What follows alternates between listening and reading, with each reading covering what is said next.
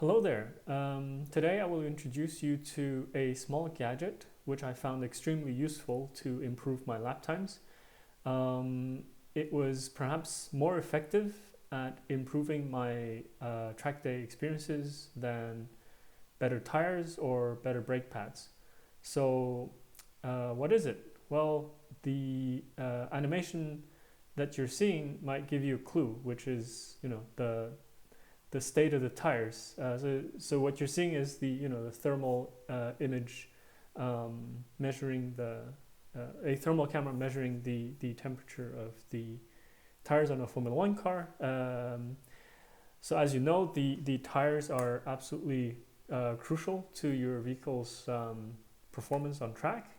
They typically so yeah, this is taken from my online course, but so yeah, tires typically have an optimum working temperature with peak grip and traction. If you're higher than that or lower than that, then you're outside of the peak range. This is why in sim racing, in racing sims, you typically get a display of your tire status with the color indicating the temperature, and also you will typically see, like here, the outside, inside, and middle bands, so that you can also know whether your tire is overinflated, underinflated, or just right.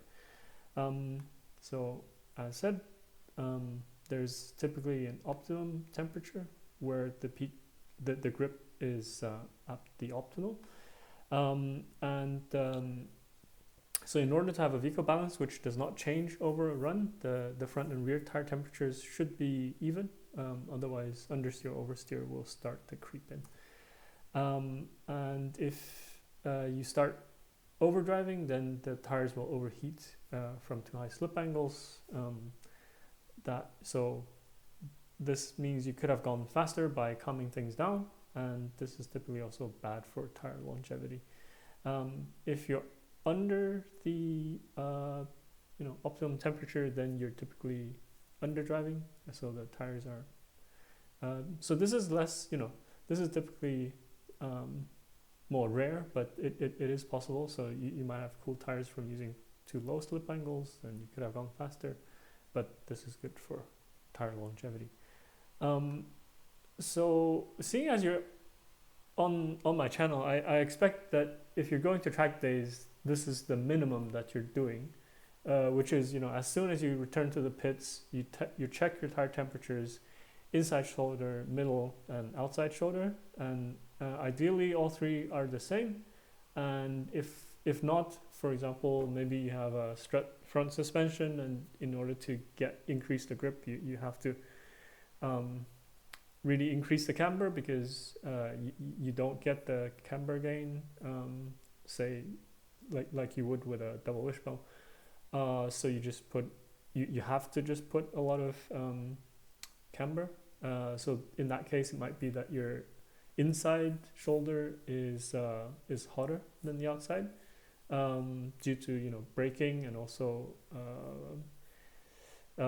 just having that much camber running on the inside shoulder all the time. But at least in terms of the temperature difference, the inside to middle, so the temperature difference between the inside and middle should be equal to the middle to the outside. So the gradient should be even, which means you have the proper inflation. You're not underinflated where the outside shoulders are hotter than the middle, or the average of the inside and outside is higher than the temperature in the middle, and you're not overinflated where the average of the inside and outside temperatures would be lower than the middle. So this is the absolute minimum that you need to do, and it's really very cheap to do. Typically, you can buy such a temperature gun. Some can even come with a probe. But if you're just going for a basic infrared gun, something like €50 or less, it's really a no-brainer to have one besides your tire pressure gauge, of course. Um, so as of today, I'm representing V-Box Motorsport, recommending that you get this $3,000. No, I'm just kidding. I'm just kidding. Absolutely no association with V-Box at all. But I'm just showing how, like, to what kind of like how much money you could, potentially spend on tire temperature monitoring if you wanted to. And if you're a racing team or something like that, and you're dealing with a high value race car, and you really need the real time temperature monitoring of your racing car, then definitely go for it. But this shows you what you're trying to achieve, right? So like in real time, this sensor has like 16 really fine resolution. So it's measuring, at 16 points across the tire, and I imagine this sensor would sit in the wheel well, and you can have a very very good reading of the state of your tires. But I said cheap, so that was a joke. So definitely, I'm not recommending that you go out and buy this for your track day car. But feel free to if you want to. So, what is this cheap gadget that I was talking about? It is something like this. This was what I ended up getting because my car doesn't have a tire pressure and tire temperature monitoring system. These are typically really cheap. I believe you can get a set like this if you just go on Amazon or Google, wherever. Just search tire pressure temperature monitoring system, and you typically find something like this. Would be around $30 or euros or less sometimes. So the main portion is solar powered, so I never needed to plug it in to keep it powered, and the batteries of these little buttons that you screw onto your tires, they also last something like 2 years. So how they work is like you just make sure you follow the naming convention, front left, front right, rear right, rear left.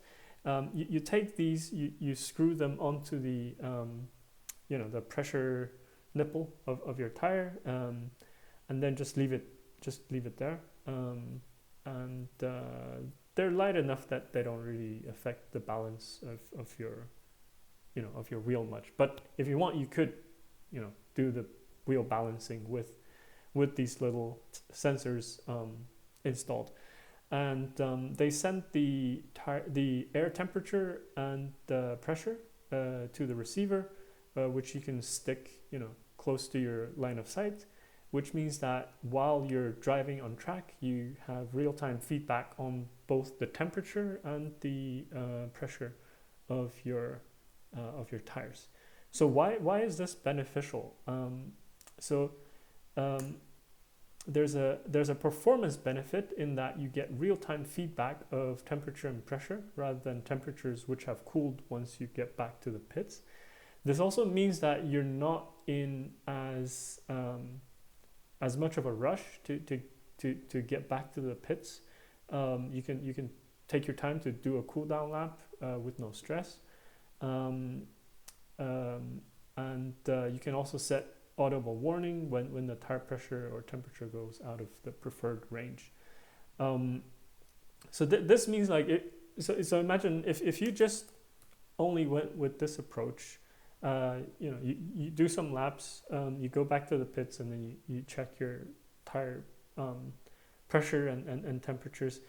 For the whole of the session that you're driving, you don't get any feedback on whether the tires are already too hot or whether the pressures are getting out of control. And depending on the track, one session could be enough to totally ruin that set of tires. And as tires are expensive. So a little gadget like this, which costs $30, is a tiny fraction of the price of a set of tires. And